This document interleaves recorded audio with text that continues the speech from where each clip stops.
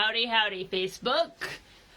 This is Lorena, an animal trainer with Synergy Behavior Solutions, and talking about and maybe touring about a topic that I find to be really interesting on a variety of levels and also is super, super helpful to the average pet owner.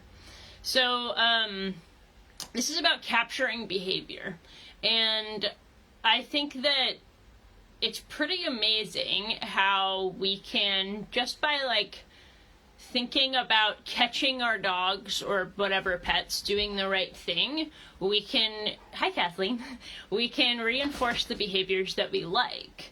And I find it really interesting, and this is as a person who used to work with kids and teens in behavioral settings, so kids in residential psychiatric and teens in psychiatric residential facilities. And then I worked in wilderness therapy, and I was the youth advocate at a domestic violence shelter, and I worked for the school system as a behavior specialist. And so I worked with a lot of the kids that would get in trouble, whatever that means. And so it was always an interesting conversation with especially the folks, hi Diana, especially the folks that I worked with in the school system, about how the way that our, not gonna go too far down that road, but the way that our school system is set up, and I think that this translates to a lot of the ways that we interact with humans in general, for example our justice system, and also the way that we work with animals, is that the ones who are doing the right thing, what that we've arbitrarily decided is the right thing,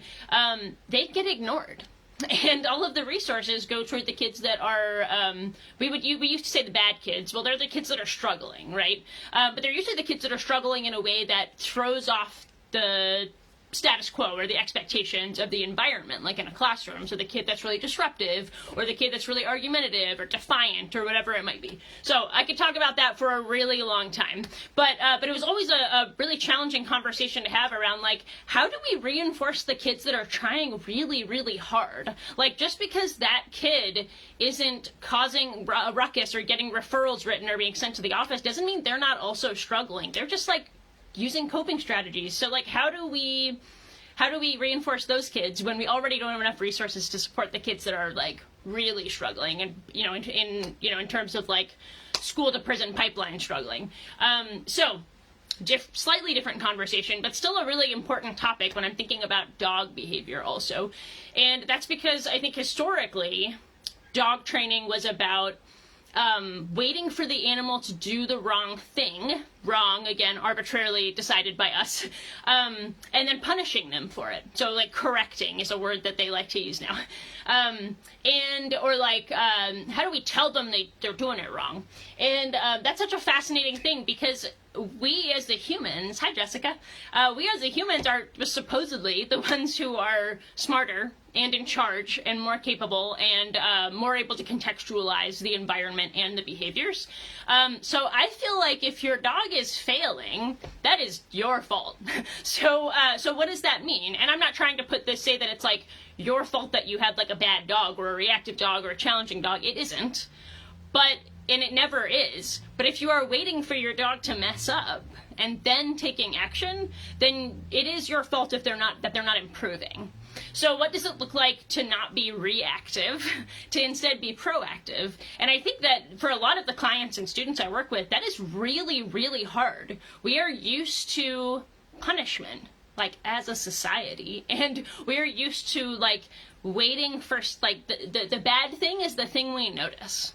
So when I worked teaching puppy classes, one of the things that we would talk about is capturing good behavior, because a puppy is just being a puppy. They don't know anything except for what their little bodies and brains compel them to do, which the vast majority of the time, most behaviors that a puppy chooses are things we don't want them to do.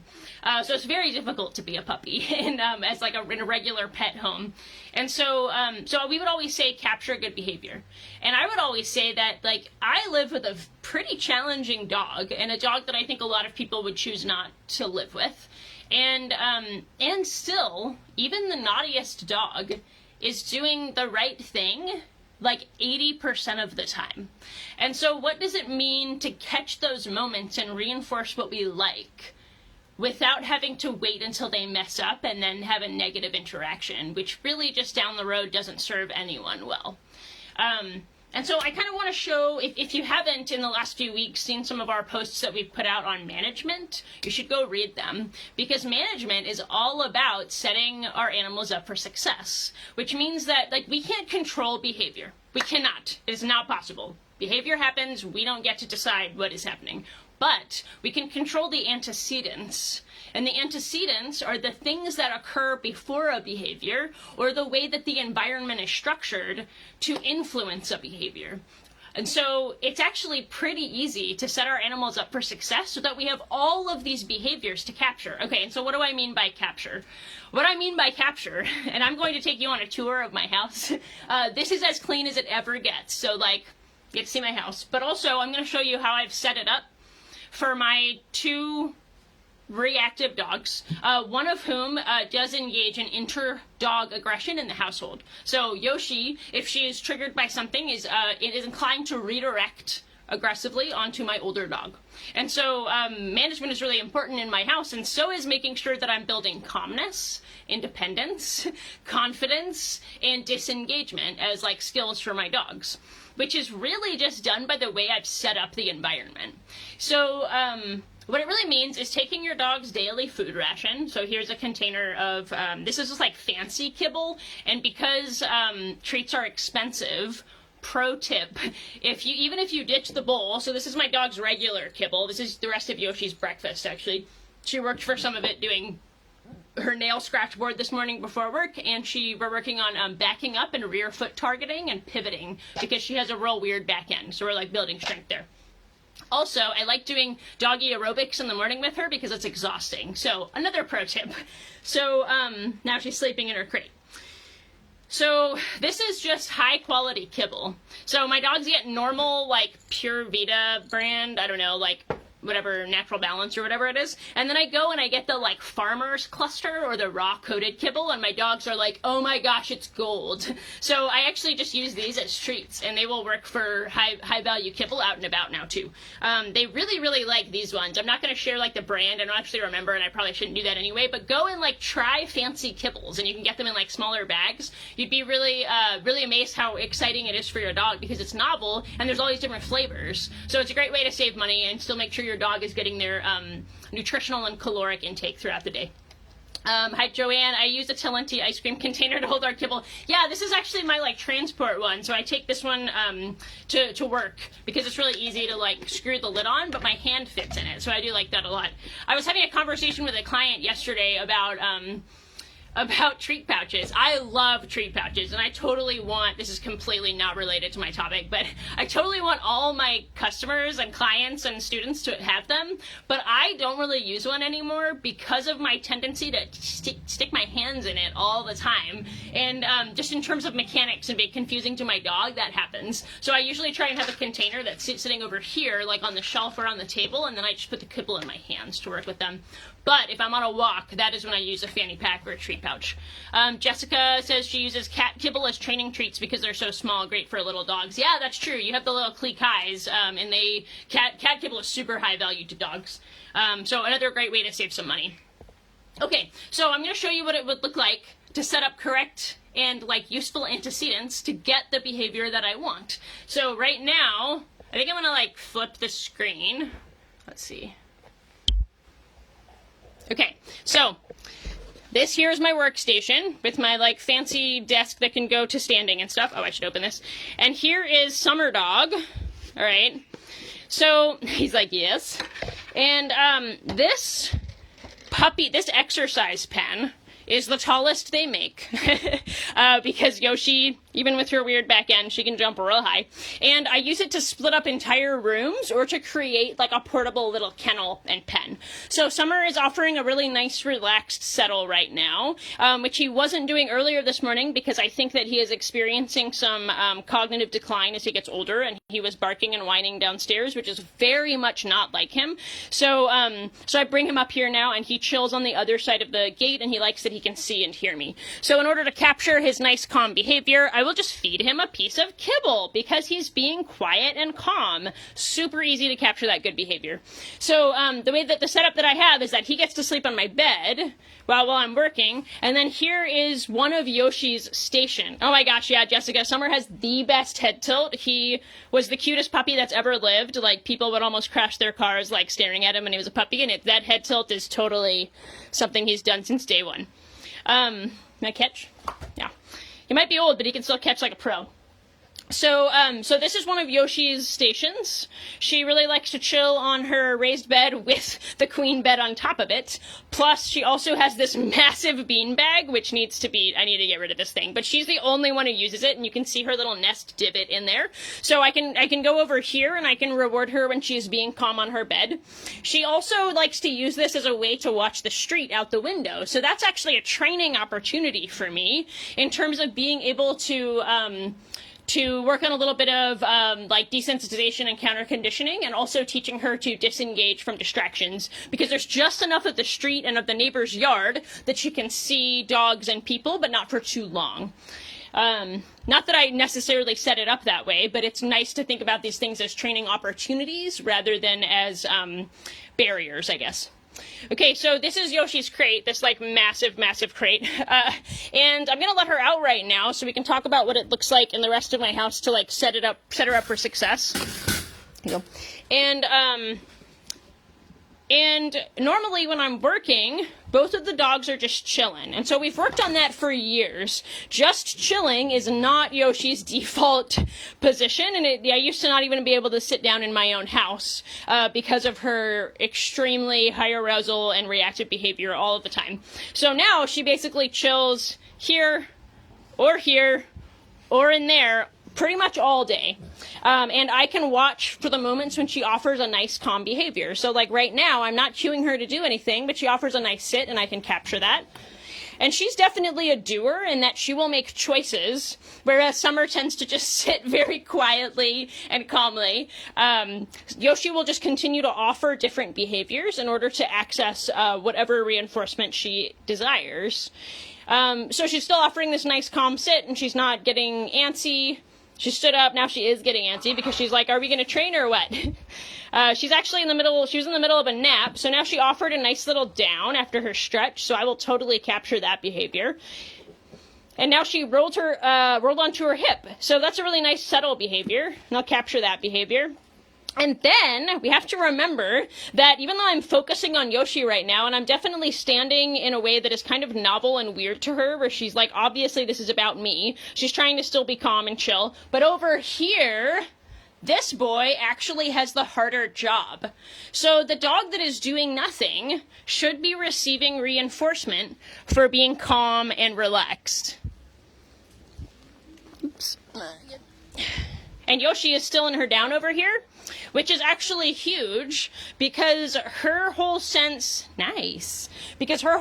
of like, she thinks that everything is about her. So it's not that she necessarily resource guards, but she really struggles when I'm trying to train or interact with other dogs. So getting her to a place where she was able to wait her turn and not rush over and try to make those treats also for her has taken a long time. And that also comes down to setting the environment up and setting her up for success. So one more treat for Summer. Oh, it went behind the bed. I'll have to come back. All right, so I'm going to show you what it looks like elsewhere in the house to continue setting these goobers up for success.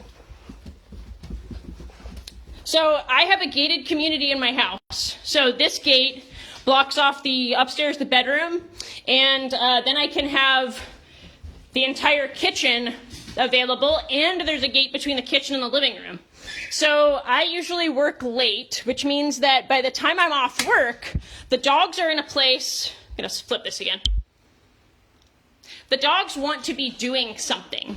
So normally, if I'm getting off at like 7:30 or 8, I've got dogs that are pretty antsy. They've been like patient. They probably had their frozen Kong for dinner at around like 5:30 or 6, which was my way of just like getting through the last bit of the day.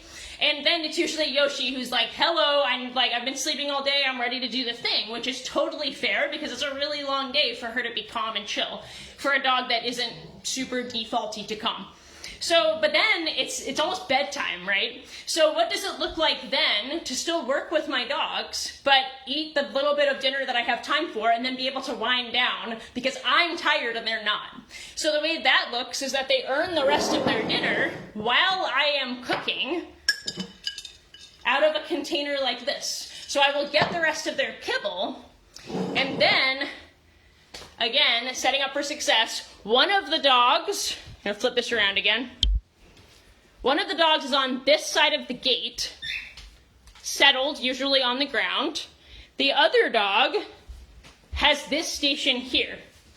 So what I'm able to do then is, because I have worked on some basic foundations of settling, I can then continue to wait, like Yoshi offers this behavior. I did not cue her to get on the bed. She just knows that the bed is a valuable place to be. So now she can offer calm behaviors on the bed. And I can sometimes send her to it, depending on how stressy she is in a day. I might even need to block off this section while I'm cooking so that she doesn't feel the need to come over and bother me underfoot while I am cooking on the other side of this counter. So I can actually, both my dogs are excellent catchers. So one of the things that I tend to do, I'll flip this around again, is I stand on this side of the counter with kibble, and I launch it, ready? Piece by piece into each dog's mouth. So this has become our way of continuing to get our training done and to capture that good behavior, and it's fun for them.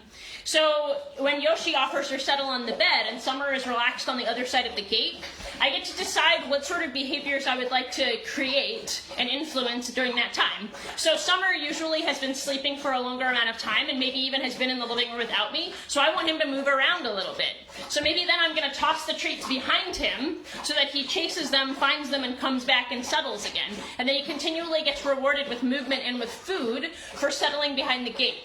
Yoshi, on the other hand, I always want more stillness from her, and I want more subtle behavior. So I really try and work on either walking over and rewarding calmly to the bed, or I'm going to try and launch the treat while she's settled in it down and she can catch it.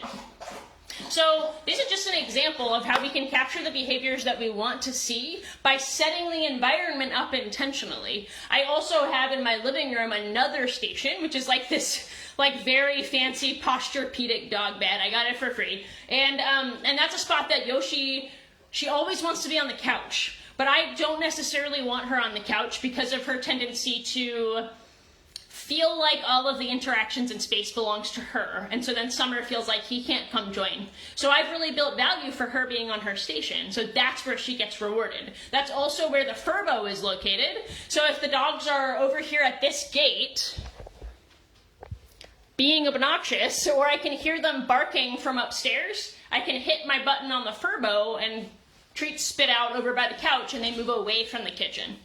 So being intentional about how you set up your environment means that you can catch your dog doing the right thing. This also means that you don't have to sit there talking to them all the time. Instead, your dog gets to figure out, what do I need to do to access the reinforcement, instead of us constantly nagging them.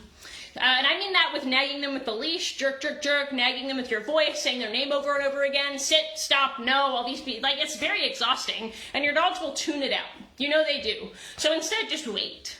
Wait for your dog to do the thing you want, and then reward them for it. And just one more thing, even though it's already been almost 20 minutes.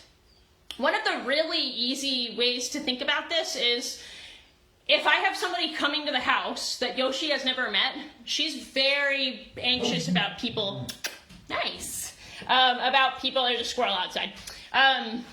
Coming to the door. And so she likes to meet them afterward, but she's pretty worried about them initially. And so I have her on a leash, stepping back from the door, so that she cannot practice the behavior that I would feel compelled to correct her for, which is rushing to the door, barking, and jumping.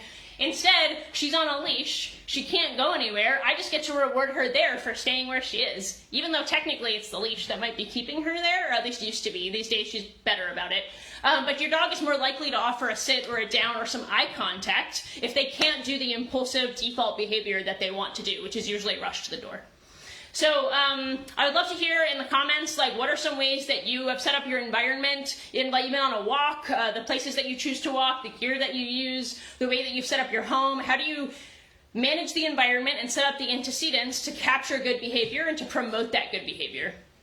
Pay attention to your dog when they're doing the right thing. I had a client the other day that was like, yeah, because we set up a Zen den for their dog, super, super reactive dog. They were doing a great job with her, but she's a challenge. And they were like, yeah, now she goes into the Zen den and barks at us. And I was like, that's interesting. And then the other person said, okay, to be fair, we're really busy with our toddler right now. And so when she goes into the Zen den and she's quiet, we're all ignoring her. And I was like, that's it, right? So she goes in and she's settled and she's like, okay, well now nobody cares about me. Woof, woof, here's my treats. So it's not that your dog is trying to manipulate you or get food. They're just trying to get their needs met. So how can you make it really easy for them to pick the right choice so you get to go and reinforce it? Thanks for joining me. Nice chatting with you all today. I will see you next week, and I hope you have a lovely day.